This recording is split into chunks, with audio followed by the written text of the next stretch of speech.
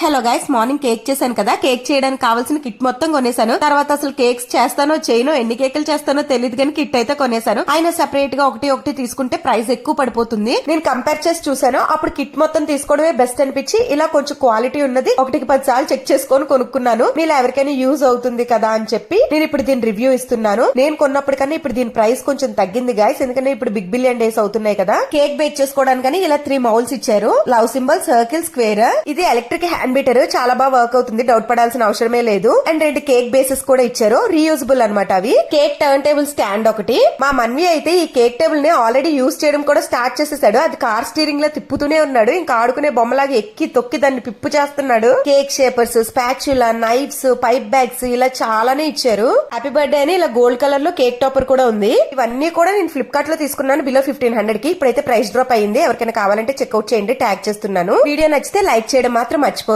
అంతే, ఇంక video bye.